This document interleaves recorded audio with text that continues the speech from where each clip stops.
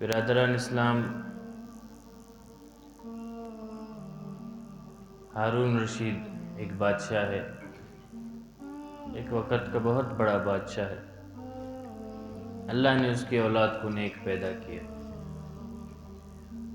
اس کی اولاد اتنی نیک تھی، ایک مرتبہ وہ بیٹا تھا اپنے وزیروں کے ساتھ، تو اس کا بیٹا آیا، اس کے کپڑے پٹے ہوئے، پیون لگے ہوئے، اس کے ہاتھ میں قرآن ہے، وہ آیا بیٹا، تو اس کے وزیروں نے کہا کہ تمہارے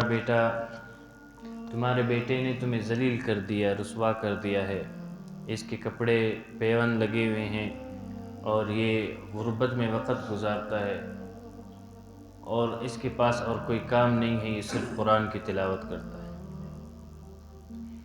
تو کہتے ایک پرندہ بیٹھا ہوا تھا،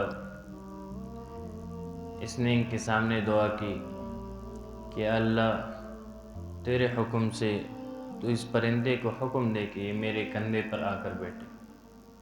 تو پرندہ اٹھ کر آیا، اس کے کندھے پر بیٹھا۔ پھر اس نے دعا کی کہ یا اللہ تیرے حکم سے تو اس پرندے کو حکم دے کہ یہاں سے اڑ کر وہیں پر چلا جائے، بیٹھ جائے۔ تو اس کے وزیر اور مشیر حیران اور پریشان رہ گئے کہ اس کے اللہ کے ہاں کتنی بڑی مقام ہے، کتنا بڑا درجہ ہے اللہ کے ہاں۔ اسی طرح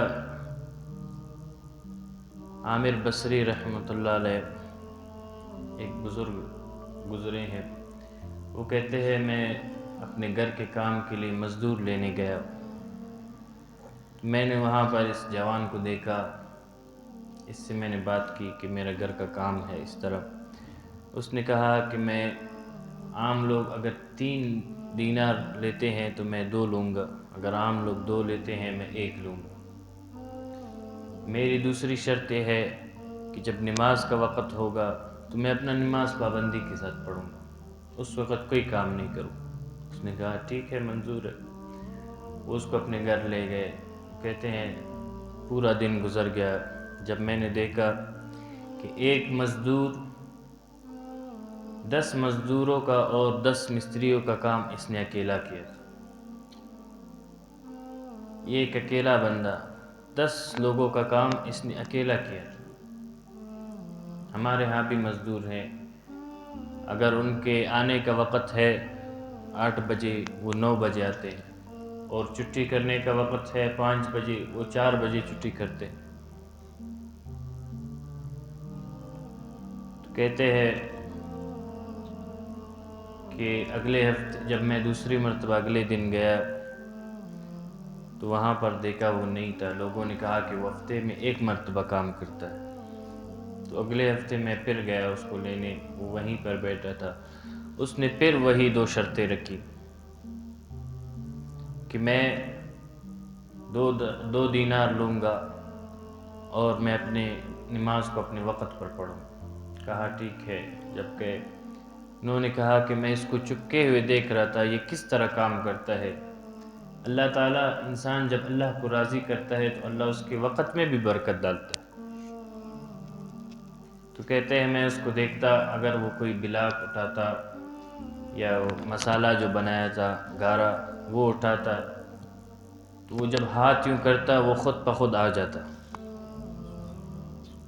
جب وہ ہاتھ اٹھاتا تو وہ گارا بھی خود بخود آ جاتا۔ کہا کہ میں یہ دیکھ کر حیران رہ گیا، پریشان رہ گیا۔ کہا کہ جب وقت ختم ہوا، دن گزر گیا، میں نے چاہا کہ اس کو زیادہ مزدوری دوں۔ اس نے کہا کہ نہیں، مجھے اتنا ہی چاہیے جتنی کی بات ہوئی تھی۔ میں حیران تھا، یہ کیسا جوان ہے، کیسا بندہ ہے، نمازیں بھی اپنی وقت پر پڑھتا تھا اور 10 لوگوں کا کام اکیلے کرتا۔ کہا کہ میرا دل کیا پھر میں اس سے کام کراؤں۔ اگلے ہفتے میں پھر گیا تو یہ بندہ موجود نہیں تھا۔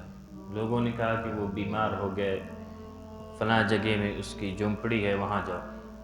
جب میں وہاں گیا تو یہ ایک چادر اس کے اوپر ہے اور اس کا رنگ زرد ہوا ہے، بیمار پڑا ہے بستر پر۔ تو اس نے مجھے کہا کہ یہ جو چادر میرے اوپر ہے میں مر جاؤں گا تو مجھے اس میں کفن دے دینا، اور ایک قرآن ہے اور ایک اپنی انگوٹھی دی، کہا کہ جب میں مر جاؤں مجھے دفنا کر اس کو جو ہے ہارون رشید کے پاس لے جانا۔ اس نے وہ ایک اضافی انگوٹھی اس کے پاس تھی زندگی میں، کہا کہ جب وہ فوت ہوا اس کی میں نے وصیت پر عمل کیا، اس کو دفنایا، اسی کپڑے سے اس کو کفن بھی دیا۔ جب میں ہارون رشید کے پاس گیا تو بادشاہ تھا، وقت نہ ملا، میں نے اس کو کہا کہ اے بادشاہ تیری ایک امانت میرے پاس ہے۔ تو اس کو میں نے جب انگوٹھی دکھائی وہ قرآن، تو اس نے وہ دیکھ کر وہ رونے لگا اور پوٹ کر رونے لگا۔ کہا کہ یہ بندہ کدھر ہے؟ کہا وہ تو فوت ہو گیا، ہم نے اس کو دفنا دیا ہے۔ کہا مجھے اس کی قبر پہ لے کے جاؤ۔ جب قبر پہ گیا تو وہ پوٹ کر رونے لگا۔ تو اس بندے نے کہا کہ نہ اس نے بتایا یہ کون ہے، نہ تو بتا رہا ہے، میرا دل پٹا جا رہا ہے، بتا یہ کون ہے؟ کہتا ہے یہ میرا بیٹا تھا، یہ میرا بیٹا تھا، اس نے مجھے کہا تھا کہ اے ابا جان دنیا میں کچھ نہیں رکھا ہے، چلو اللہ کی طرف آ جاؤ، لوٹ جاؤ۔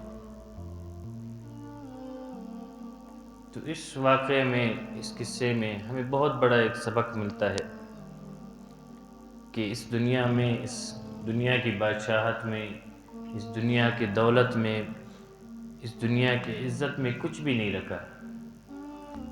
اگر